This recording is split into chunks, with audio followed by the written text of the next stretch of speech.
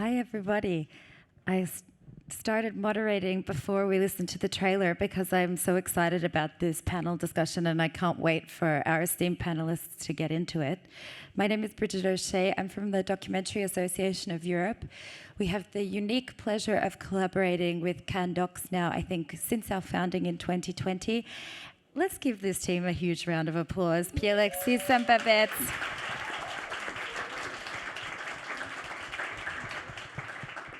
On behalf, I think, of everybody in this room, we really just want to say such a big thank you to you and all the things that you do for us, making our lives in Cannes so good and so free and so kind and bringing in so many nice, I'm almost finished, so many nice partners, including Amdoc, and I'm here with Opal Bennett, who's going to share some words, who co-curated this panel with us.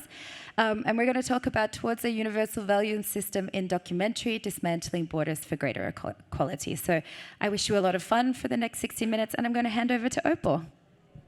Thank you, Bridget. Thank you all. Thanks so much for joining us. I'm Opal H. Bennett. I'm producer on 2 of the series from American Documentary, POV, and POV Shorts. It's my second time attending Cannes Docs and the first time American Documentary is participating as a presenting organization. We saw the important work being done by Pierre-Alexis and his amazing team, and we knew he had to come back and dig in for more. So thank you so much. It's an honor to be at this gathering of artists and industry leaders, all working towards creating and supporting new work and towards helping make the space in which the work is made a more holistically informed place. In recent years, independent documentaries have been garnering more attention than ever with our ever-heightened socio-political atmosphere, yet the support for independent filmmakers and the platforms that feature them have slowly diminished. And as DEI systems are under attack, there's less focus on who gets to tell the story, especially stories about underrepresented communities. There is no one-size-fits-all solution. Every community is different, every platform is distinct. And all of this brings equity and ethics into sharp focus for this industry. So it's important that we continue to hold space for open dialogue in support of these stories and filmmakers. And that's what we're hoping to offer today. So with that, let me introduce your moderator for today's conversation. Please welcome Devika Girish, editor from Film Comment magazine and talks programmer at the New York Film Festival. Take it over, Devika. Thanks, everyone. Also, I forgot to mention that this is going to be recorded for a Film Comment podcast, also first collaboration as media partner, so you can also catch up. Thank you so much, Opal and Bridget. I'm thrilled to be here today to moderate this panel and very happy that Film Comment is partnering with Cannes Docs, which is a first for us, and we could not imagine a better collaboration.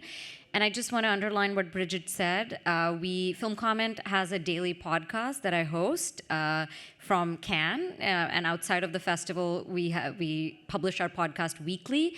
And this conversation is going to be published on the Film Comment podcast next week. It's completely free to subscribe to. It's available on all the podcast apps. So if you have friends who couldn't make it but really wanted to tune into this conversation, please tell them to subscribe. And you can find out more at filmcomment.com. So that's my little housekeeping plug.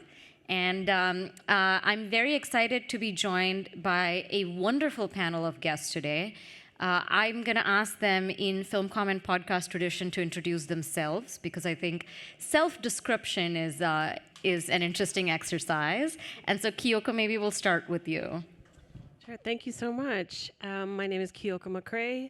I go by she, her, hers pronouns, and I'm the program director at Chicken and Egg Pictures. So we strive to shape a more equitable and just world through the power of documentary by supporting women and now gender-expansive documentary filmmakers through mentorship, funding, and industry access. Hey. Hi, I'm Alenberg Ang. I'm an independent producer from the Philippines. I must admit I do mainly fiction, but I do have a few docs, one of which is we're pitching at Cannes Docs. called Pony Boys. It's essentially, in a nutshell, it's about Filipino cowboys. So Hi, everyone. My name is Viv Lee. I am a Chinese film director based in Berlin. I lived a bit of everywhere in South America, in the US, in the UK, in China, of course, where I was born and raised. And then I spent the past 5 years in Europe. I started doing films as a documentary filmmaker, so the doc people is where I feel like kind of going home. But this year I have a short filming competition. It's called Across the Waters. Yes.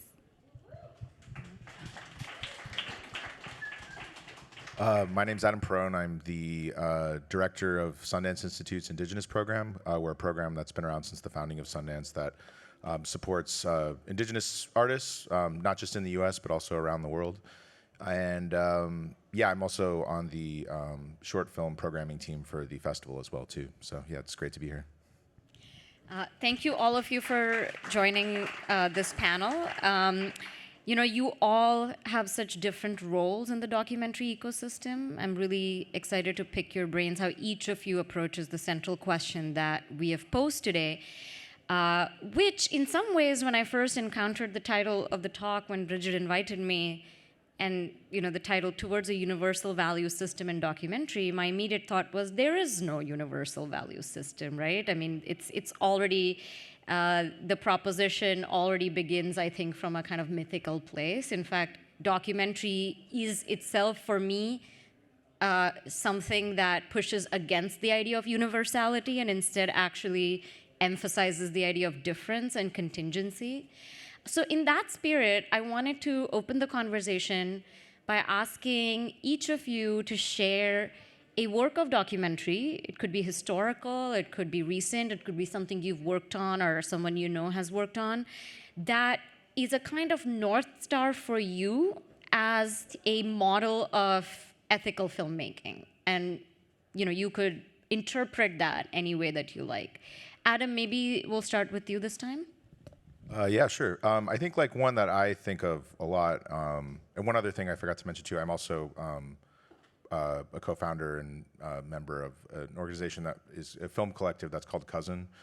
We support Indigenous artists that are making experimental and avant-garde work, and a lot of that happens to be nonfiction or a bit more hybrid type of works. And one of the other co-founders of that is a friend of mine, Sky Hopinka, and who I think some of you might know and might be familiar with his work. But I think one that I always think about is one of Sky's film, his first feature, Mothni.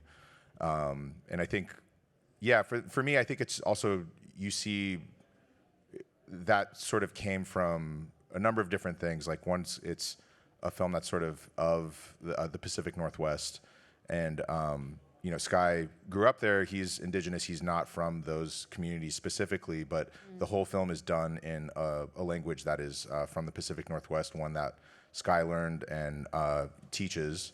And the way that film sort of moves through not just that region, but also like some of the students that he worked with on the language side of things and stuff like that. I think just it's for me at least, for me being Indigenous and stuff, I think that there's always the question of like, whose community are you going into? What type of access are you going? What can you show or what can you not show based off of, specifically, as I'm sure you know, like Indigenous people, we do not have the best relationship with nonfiction filmmaking in general. So I think that's like, to me, it's just, and also too, I mean, I think it brings up so many questions too, because Sky is also not Indigenous to that region or those communities. And I think it's just like a lot of, you know, how do we as Indigenous people, like, how can we even tell our own stories or like stories from communities that aren't necessarily ours, and like what's the protocol or things like that. So it's, yeah, I think that film's one that I think about a lot, and I think it's also just that it's a film that's as much informed by the region, but also the communities that in the histories that he's sort of like channeling into. So yeah. Yeah, I'm glad you brought up Sky's work. I think, and you also make films, and what strikes me about both of your work is that you explore both sides of the term Indigenous as something that can flatten a diversity of communities and identities, because obviously there's so much variation within what we think of as Indigenous. But at the same time, of course, it also can build solidarity among communities that share a certain historical experience. And I think Sky's work really, navigates both those questions in an interesting way. Viv, can I turn it over to you? Yes. Actually, I was thinking about one of my friends' film, also my Chinese producer, So Ye's last work is called Last Year of Darkness. It's a movie. I don't know if anyone watched that film. I did actually recently, and I think it's fantastic. Yes. And I encourage people to check it out. It's one of the most beautiful films I've seen in recent months. Yeah. So Ben is American, but he spent a long time in Chengdu, in a city in China.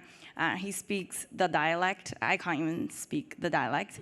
And he was hanging out with a lot of friends, so he was documenting kind of following a club and how different people meet in the club, and he follows different characters, just kind of experiencing their life in a very specific time.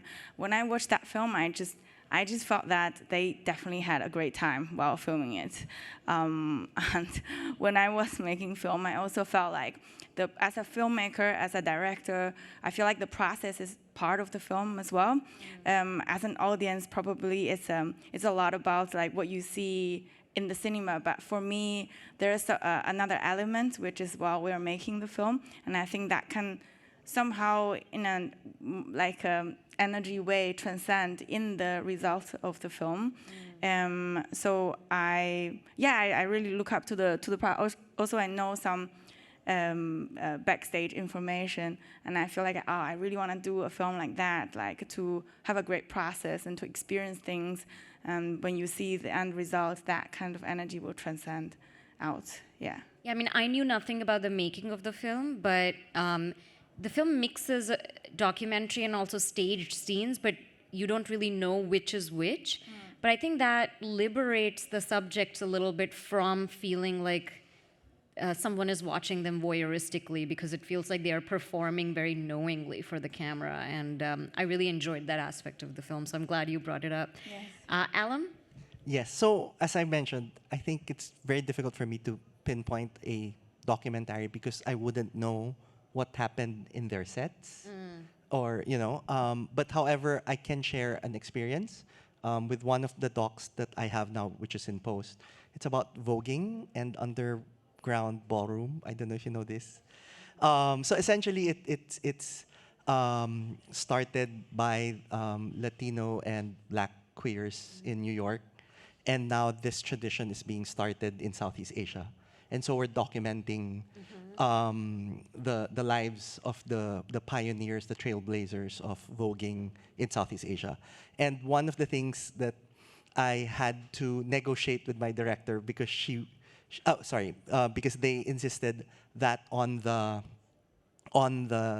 thing that you ask the profiles to sign, that at any moment that they feel their lives are threatened, that they can pull out of the project.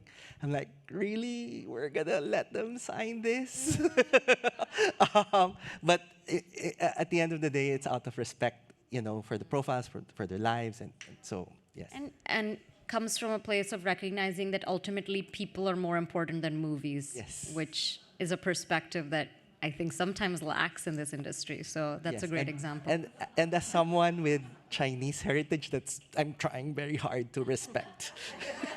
So I'm leaning on my Filipino upbringing for that. Kyoko? Yes, thanks for the question.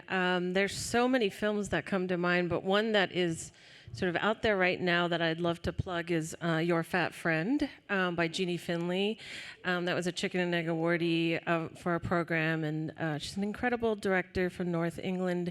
The film follows Aubrey Gordon, who's a blogger, podcaster, and activist who debunks anti-fat myths, and so it's really follows her sort of rise. And part of why I wanted to mention is I think Jeannie has really been very open about some of the pitfalls in the making of the films, right? So I think when filmmakers are transparent about the mistakes they made, this is a difficult process, and we don't always know what the right things are, right? And like you're saying, in terms of universal values, sometimes you can only learn that by doing. And so there's that, but also I think, Jeannie has been very creative in thinking about distribution. Some people may be following what she's doing, but, the way that she's been connecting with audiences all over the UK, the US, and soon all over the world.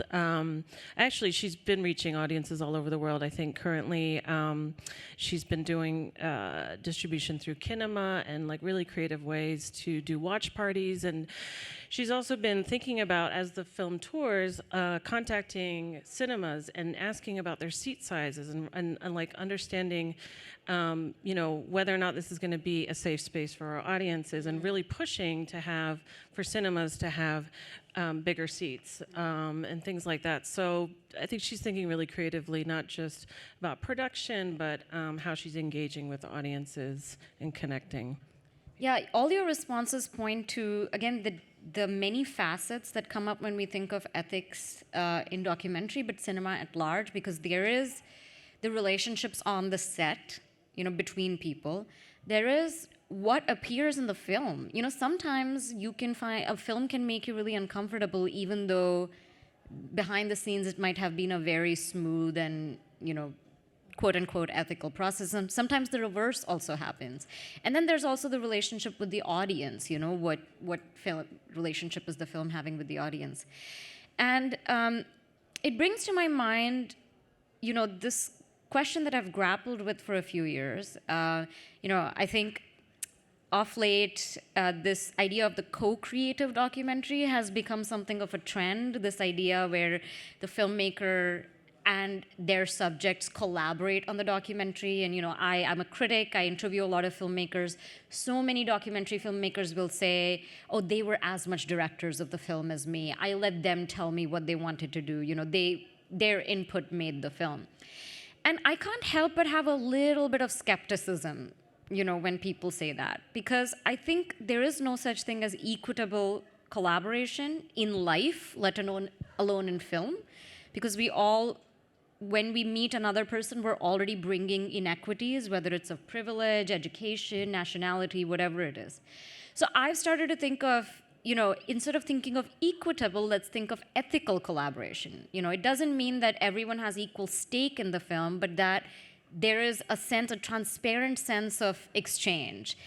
And, I've done some work with this radical Indian documentarian, a feminist documentarian named Deepa Dhanraj, who made these films in the 1980s as part of a feminist collective. She was in New York recently, and she was talking about a film that was made in collaboration with rural factory workers. And she described the process. She lived with them for 2 years. They would write the script together. And then when she had the final cut, she screened it in a local cinema so that they could give feedback. And, she's someone who really engages with her subjects. And when I asked her what kind of feedback, she said, oh, they said this, that. But then, at certain points, I had to say, well, I am the director. I know you don't like how you look in the scene, but I know cinema. And she didn't say it in any hubristic way. She was being honest that that's the relationship here, that she is the director, she's making the creative choices. So that, to me, struck me as one example where we're not actually papering over what is unavoidable by claiming that there is this utopic sense of equity. So anyway, that was a long story, but I wanted to use that to set up, open up a question for you all about what is important for you when it comes to collaboration. Of course, each of you collaborates differently. As filmmakers, Viv, Alem collaborate with subjects. Adam, Kyoko, you're collaborating with filmmakers, producers. So what is for you an ideal experience of collaboration where you feel there is mutual respect?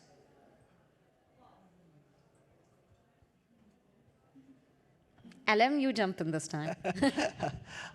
Okay, so I think at I wouldn't say every step of the process, but generally in most cases, you involve the profiles and you tell them what's happening or what's the purpose. At least in our case, we can do that. I don't think all docs can do that, especially if they're talking about something more political. Right. Right, because most of my docs are more on the social cultural side.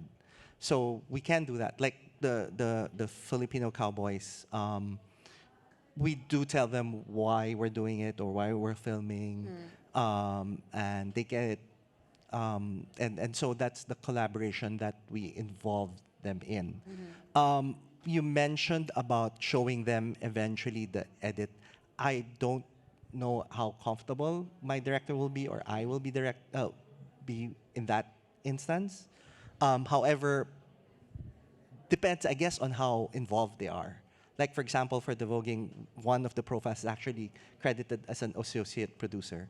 So he would have more say as opposed to the other profiles. And what makes him an associate producer? I mean, Essentially, it's because of the ideas came from him. okay. And when he talked to my director, they basically came up with the whole thing. So that's why.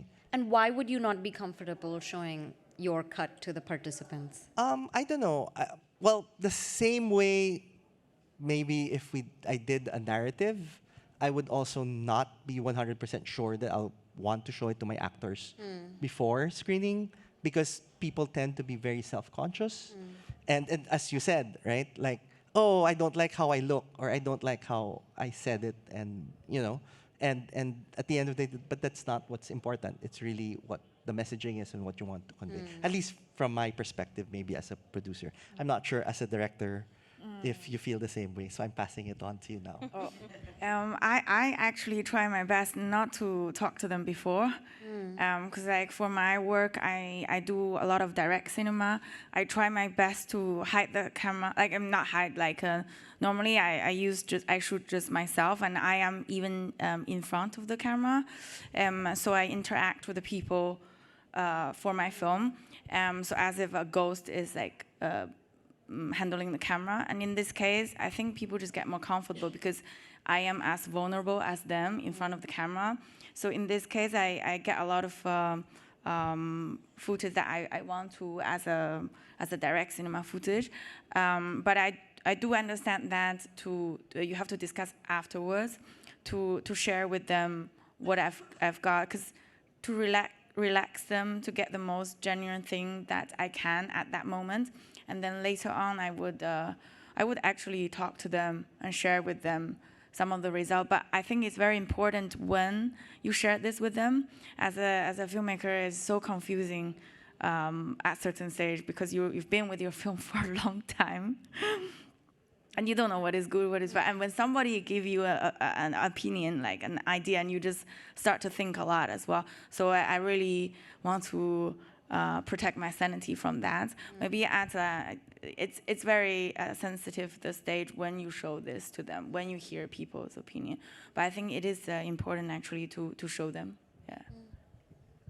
Adam? Yeah, I'd say for the most part with me too, because I think also, like, I don't know, there's been a couple cases where there's been, and like not necessarily, I'm not saying this in like a radical way, but I think it's like just the implication of like some of the things that are shown or said could, like with this one community that I made a film with, it's like, it had to like go through them like multiple levels for approval, and it's like part of it had to do with just sort of the political standing of like that tribe, and like, not that there was anything in the film that could have been like damaging per se, but I think it's like they are so used to kind of being under fire that, you know, I do think that part of the film was like compromised a little bit because of that, but also it's like I don't know what the benefit would have been to just put out my version and, you know, a bunch of people get fired or, you know, whatever, I don't know. Or like I did this one film recently with a friend I had reconnected with after like 20 years or something, and she's a doctor and stuff, and she like smoked in some of the footage, and that was the one thing where she was like, please don't put that in there, because like it looks, you know, I mean, and that's not even like an indigenous community thing, it's just more from a professional standpoint, which I was like, I understand that, but yeah, I think it's just, I don't, short of like if you're going in kind of like guns blazing and you're like, I'm going to expose this thing, I don't really know why you wouldn't involve the subjects in it, you know what I mean? Because it is like maybe not like necessarily a true collaboration, because there is a dynamic there of like, I'm shooting this or I'm editing this, and it's framing something that maybe is like not 100% objective of like how we were when we were in this room shooting this stuff. But I think, yeah, it's kind of with what you're saying. I think there has to be some level of equity, especially like, I mean, with me, or I think with a lot of doc filmmakers, it's like you're not paying the subjects and stuff, and you know, if you're not like careful with some of this stuff, it can cost them something. Actually, you know what I mean? So. And that's so interesting. You know, I went to journalism school, and one of the first thing in the US, and one of the first things they tell you is never pay your sources. You know, never give them compensation, because that immediately ethically compromises the relationship. And I've always wondered how that applies to documentary, which is often thought of as an extension of journalism, but involves a whole other kind of labor from the subject. I mean, in some cases, documentaries can be very different. And, you would pay your actors, and so that, if you're a fiction filmmaker, and that formalizes the relationship in a way that's very difficult, I imagine, because you are taking their time and extracting something from them. And I've always been very curious about that. But Kyoko, maybe you could jump in here. Yes, there's so much here to unpack. It's amazing. Yeah, and I like that you're sort of bringing up what I think of as like the stakes of a film. So I think it's really important when working with protagonists to be very clear about what the stakes are, and that can be hard. If you've never participated in a documentary, you don't know. And I want to just also lift up the work that the documentary accountability working group, it's a mouthful, is doing in the US, and they've released some guidelines, or like a framework recently that I think is really helpful. And when they released the framework at the Camden Film Festival, there was a screening of Subject, and I'm blanking on the director's name, but that was really interesting, because they were, with the screening and that film, I think really opened up a conversation about stakes, right? So it's the experience of many different subjects from different documentary films, and I think even like sharing that film with people that you're potentially going to be working with, it could be a really useful way to open up a conversation about what this relationship could look like. And I think really defining your roles throughout the process is really important. You know, often when we have this conversation, the focus is so much on, do you have a feedback screening with your subjects or not? But I think it's so much more than that. Like if you're in dialogue throughout the process, sometimes talk about it as consent, giving consent, and always going back to check for consent, and like what that means to the director and the producer and the subjects.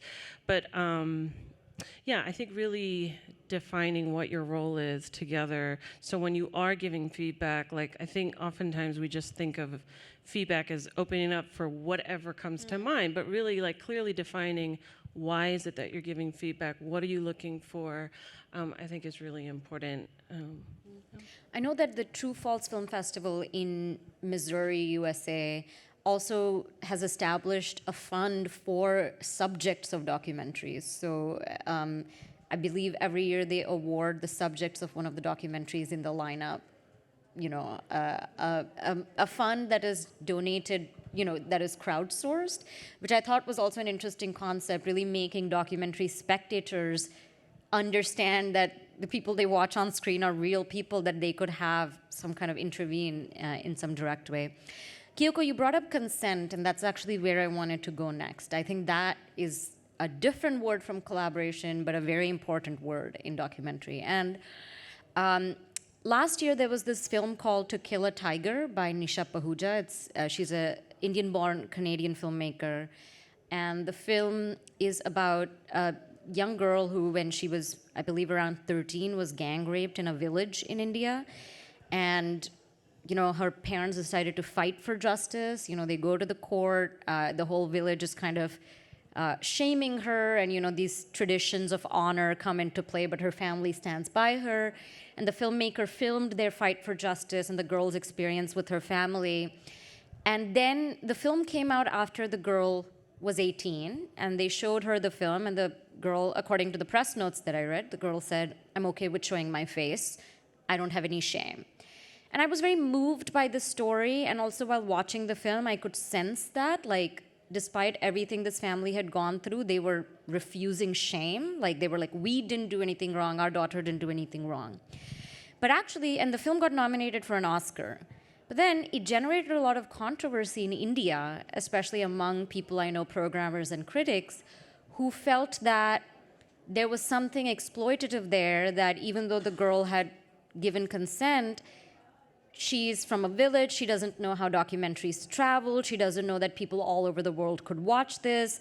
That might lead to people around her, negative consequences for her. And I really didn't know how to navigate this question, because on the one hand, I don't want to make the condescending assumption that this girl doesn't know how movies work. I mean, that is also, to me, condescending. But it is also true that the way films travel, circulate, are distributed can be so mysterious to regular people outside of the industry. So I want to pose to you all the question of consent, not just in the making of the film, but in all the things films become part of after that the subject has nothing to do with.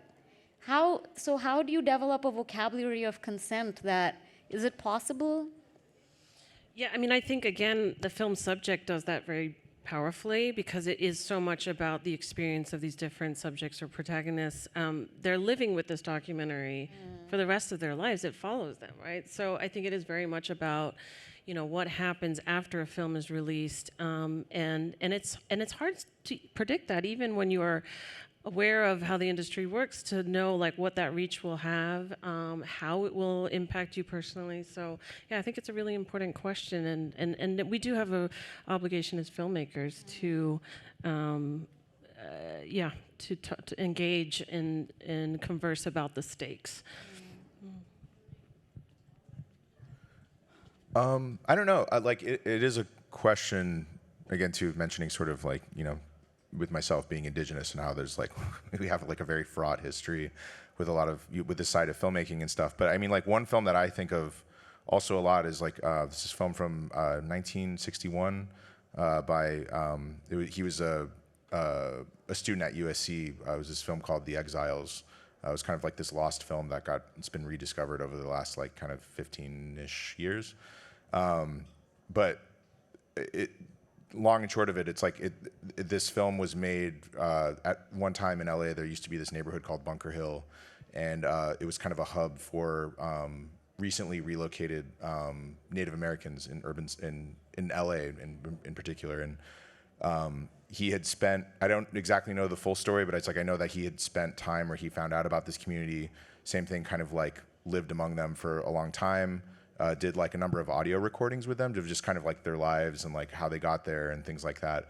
And then actually like worked with them to develop a script where like they themselves kind of like acted out to some extent, like some version of that. But like there were things that and again too, there was like definitely a level of consent where like the two kind of main subjects appear to be a couple, where in real life they never were married. They never like, they were just like friends and stuff. But for the sake of the film, there's some dramatic tension in there and stuff. But I think like one of the main things, which has been sort of, I know, a critique in general with it, is like there's a lot of the male character, he sort of goes off with his other friends who are Native and stuff like that. And the film takes place over like one night essentially, and he goes out with his other Native friends, and they go out to different bars and they get like drunk essentially. And on the one hand, it's like when I watch that film, I'm like, well, that's like it's not like that wouldn't happen, you know what I mean? But also like clearly they had the consent of these people of acting this out and things like that. This wasn't like them actually getting drunk. I mean, it was all staged and things like that. But obviously, like when you show like a drunk Native American on film, it means something different than if you see somebody who's white and drunk. It's like they're both the same thing, but like one has higher stakes, so to speak. But clearly he had the consent and worked with these people, and they had somewhat of a stake in the film. And so I always wonder about that too, because like when I watch that, I'm like, it's not that that's necessarily like, it's false in the sense that it's being staged. It's not false in the sense that that's probably what these guys did, and they were okay with talking about drinking and like what that whatever meant to them or things like that.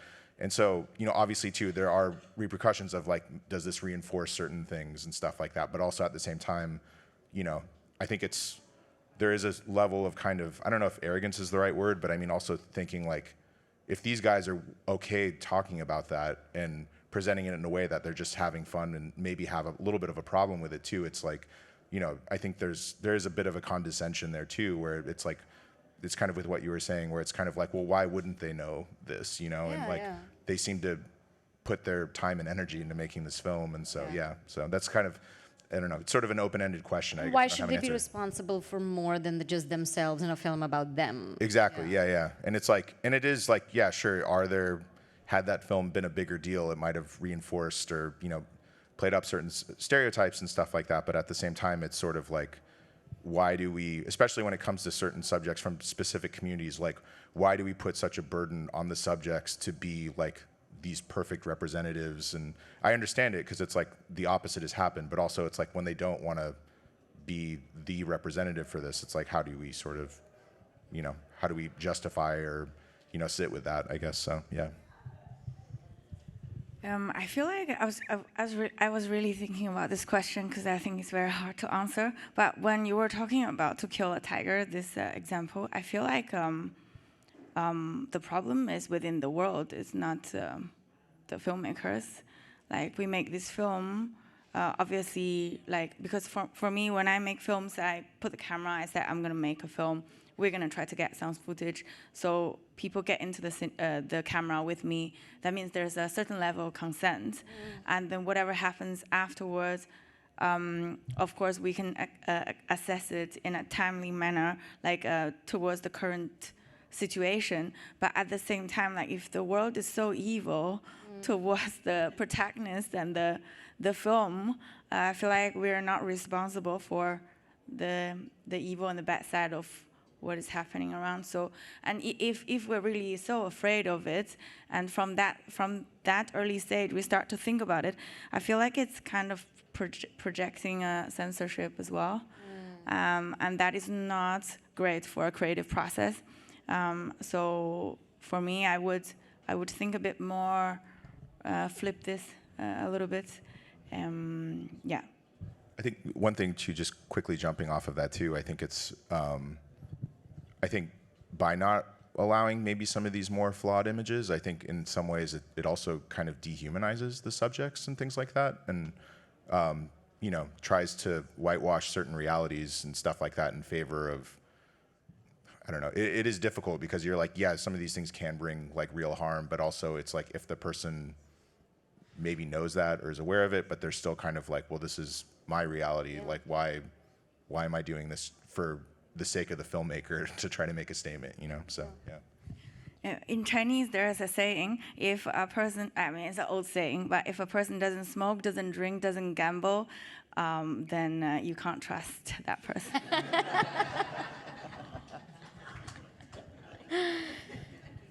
Maybe a good little value system for documentaries. Yes. Alem, did you want to add anything? So essentially, when we did the filming, I guess we kind of invite them as part, as I mentioned before, with either both the cowboys and with the Voguers, that we do. Sometimes we even show them the footage, and so more of that, and then we get updates with their lives, what's happening, and then that's when we, like for example, for the Malaysian subject, they were raided by the police during one of their events, but it was him who said, no, I want this in the film. So even though we weren't there, he gathered some cell phone footage, and that's what we're gonna put in the film. But then we made sure first that he moved, like he's out of Malaysia now and and living somewhere else. And you helped him. Well, no, not really. Okay. I wouldn't take credit for that, but I think it was still important for him to depict, to show it. I want to maybe ask one more question, and then we will have time for a couple questions from the audience. I want to ask the big one now, which is, who can tell which stories? But, you know, this is kind of a very buzzy question in documentary. There's a lot of conversation around, do you have to have lived experience of a certain situation in order to depict it? Do you have to be from a community to make a film about that community? And as I was saying earlier, I think it's a much more complicated question than the terms to which it is often reduced. Just like I was saying with respect to Sky Hopinka's films that Adam brought up, you could say, oh, you should be indigenous to make an indigenous film, but even that term, there's class differences, gender differences, there's so much involved. Sometimes when people talk about black or brown filmmakers, I mean, black and brown people exist all over the world, and an American brown person occupies a totally different space from a South Asian brown person. So I want to kind of open this up to you. What do you think authorizes someone to enter a space not their own, in whatever way, class, race, country, and make a film? I mean, what makes you feel good about someone making a film about something foreign to them?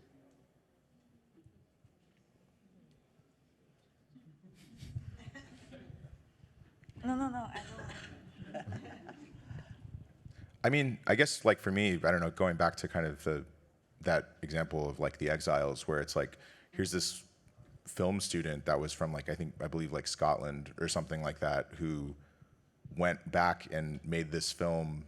And like, I don't know, it's a very weird film. I mean, like a really beautiful film too, but it's like, I kind of feel like I'm like watching, not necessarily my grandparents, but like sort of seeing a life that they might have been, or a world they might have been in that otherwise didn't exist on film. And it's like kind of this really beautiful sort of like capsule.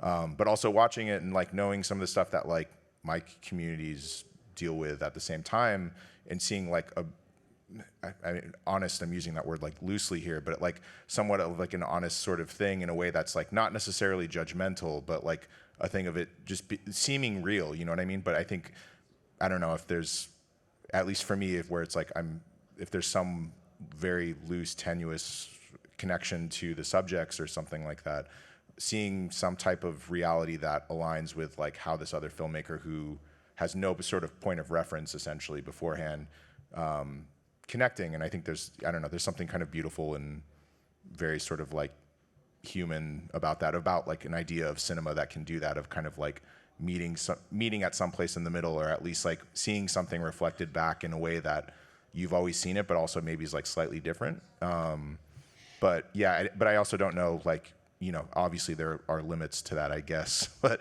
yeah. Yeah, I mean, what you're getting at is how I feel as well. When I sense that what the film is capturing is an encounter, it's not a portrait of the subject, but it's capturing some kind of encounter between the filmmaker and the subject. That is when it feels, because I mean, I love documentaries because they build bridges. Documentaries can help you open two worlds that are not your own, and that's a path towards solidarity. And so that, for example, Trinity Minha's Reassemblage is like a classical example of something where the film is not about Senegal. The film is like how she is seeing Senegal as a Vietnamese American educated woman in Senegal. And so films that really are thinking about that meeting place feel very valuable to me. But LM, you were going to jump in. Yeah, although I do believe that it's good to empower these communities to tell their own stories. However, not everyone has access to to how to film or filmmaking, or and so I still do welcome people trying to come up with or to document whatever things that otherwise people would not know, and I think like for example, like in the Philippines, when we have like dictatorships and whatnot, then it might be dangerous for people from the inside to document it. But if there are foreigners who do it and then raises the alarm bells and let other people know about it, then that's something we would welcome. Yeah. And I mean, money is such a big part of this too, which communities have the resources. And so to me, it's like there are two different questions of how a community is depicted by someone, but also how money is being distributed. And I mean, organizations like Chicken and Egg are doing that work of trying to redistribute resources so that, it becomes less about who can tell which stories and more about, do all communities have access to the option of telling the story? And, Kyoko, maybe you want to speak to that. Yeah, I mean, as an organization, we're really invested in changing the industry to be more equitable in terms of gender. So we are, are very explicit in supporting women and gender-expansive filmmakers, but we're not doing that just because we want the industry to be more equitable.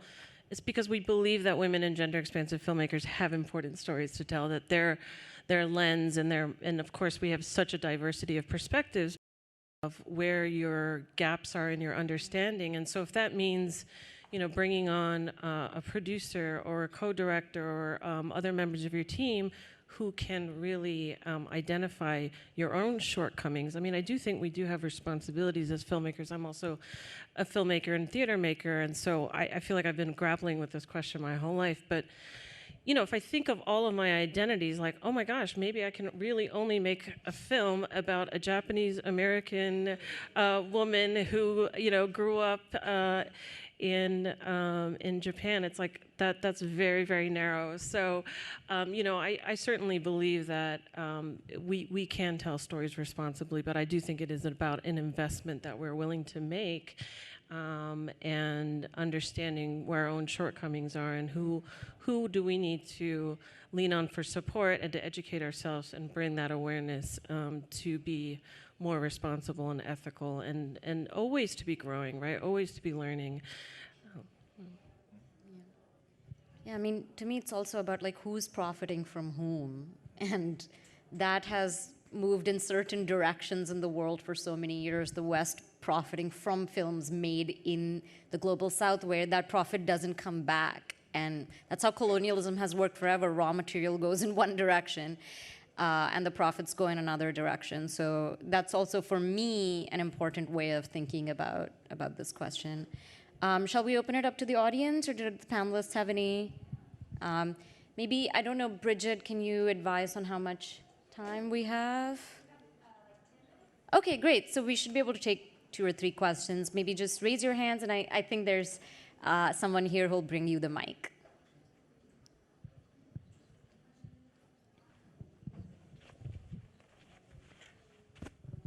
Hi, thank you. I just want really to sort of, add something to what has been discussed, because although as filmmakers we have to be very respectful of those community we come into contact, but don't also we bring something positive? And I mean, it's a trade-off. I find myself, sometimes, treading very carefully with the people I came into contact, realizing I was an outsider, but then always been surprised the way people are interested, oh, so you make films, so, what's it like, this and that. So you always bring a perspective. I think when we move by the best intentions, we sort of bring a perspective, an additional perspective. We sort of contribute, I would like to think, contribute to widen our horizon. Isn't filmmaking, documentary filmmaking, also about this? I don't know if I necessarily agree with that. I think if you look at the history of film, I think that there's a greater history of kind of like a damage kind of done versus, like, I think the things of like stuff changing for the positive is like, it seems fairly minimal. I think it's something as like filmmakers and things like that, that it's like, I think we have this idea that like the film we're making is of like a net value versus like, I think that's why we were kind of talking about all these sort of, I don't know, being aware of sort of these boundaries and things like that, because it's like generally and historically it tends to go that way a lot more, I think. But I think, I don't know, I mean, like, I think short of like, unless the film is like directly kind of like pointing towards, like, say if you're going to like an indigenous community and there's like something that actually goes towards some sort of a profit sharing, I don't know necessarily like what, for like non like quote unquote film people, like what outside of just sort of seeing a film, like what that's just my opinion on it at least. But I think it's like usually I think for the subjects or things like that, or for a lot of these communities, unless if there is like a material kind of gain from the experience, I for myself, that's just my thought on it. I don't know if like an added perspective necessarily adds to their enrichment from, from the film itself. That's just, again, my own opinion. So. Just I went to a talk earlier on, and can't remember, it's a film that was actually in selection this year about these Egyptian girls in this southern part of Egypt. And, the filmmakers were from Cairo, so obviously they were outsiders. And, it's a project that obviously took a number of years to be completed. And it was about these girls sort of, embracing theatre, and through the experience of theatre, actually realizing, reflecting upon the roles that society, places upon them as young women. And it's been liberating for them. So obviously, when you go there with a camera and you open up a dialogue, well, you also generate some kind of conversation that sort of, brings a certain amount of, reflection upon our position within the community in which we live. And I mean, I like to think this is a positive thing that I think, to some extent tends to happen, in most well thought out and well researched and prepared films, which I think is an ethical kind of, value that we bring ourselves as filmmakers. But, maybe not everyone shares this, but, I like to think that obviously there, the history of filmmaking is peppered with a lot of, really sort of, toxic examples. But I think as things, I think in the past, I don't know, maybe 20, 30 years, I think the consciousness of how we impact the community that we enter when we make films has raised our awareness as filmmakers. And I think, I like to think there is always a positive that we bring with our work. But, I don't think documentaries are inherently good or bad. I think they're a tool. So I think the transparency in your intention is important. It can be a tool for entertainment. It can be a tool for profit. It can be a tool for social change. It can be a tool to create narrative change. I mean, it can be so many things. And so I think the danger is sometimes in the assumption that, we're doing good work, because I think that has to be interrogated. And I don't think that's too much to ask for a filmmaker to have that own self-reflection and a conversation with the community, be really clear about what the intentions are going into making a film. I also don't feel that, at Chicken and Egg, we're not about policing filmmakers. And, I appreciate the perspectives that are shared by our fellow panelists who are also filmmakers, but I do think the intentionality is a very important thing to think about. Yeah, I feel like relationships bring about change, positive or negative, between any two people. And now whether or not that relationship involves a camera or not is separate. So I don't think taking a camera somewhere inherently is bringing a positive value. It's just, are you building a positive relationship with someone, whether or not it's part of a filmmaking framework. But I do think this question becomes complicated with filmmaking because, even when you are, and I'm not a filmmaker, so I'm not speaking from experience here, but of course, if you have a great relationship with the subject and they participate in the film in a way that expands their horizons, that's wonderful. But how do you compare expanding an expanded horizon to a distribution deal, an award at a film festival, traveling, getting the glory for making a film? I mean, those are not the same things. I'm not necessarily saying they're very different things. So there is a kind of extractive model at play. And so it becomes, I think, a little complex with documentary, even with those where might be a very beautiful relationship and outcome on a personal level. Yeah, I agree with that too. I think it's like the idea, like I think about this all the time. I'm like, cool, like I want to make this film, or like I want to work with this community to do this, but I'm like, I don't think at any point that community or those subjects are like, I need a you know what I mean? Like I need a documentary film to change my life or whatever. So it's like, that's my thought on it always. It's like, it's you also going in there and like maybe selling the value proposition of like what you're doing, or like some type of experience or exchange and stuff like that. Cause I know we were talking about earlier, it's like, I always think that there is inherently an uneven dynamic in general. Like, and that's just my own opinion. Maybe I'm a little bit more of a pessimist on that, but I think that it always will be something that is like, if you're the filmmaker, you're making the decision where the camera's going.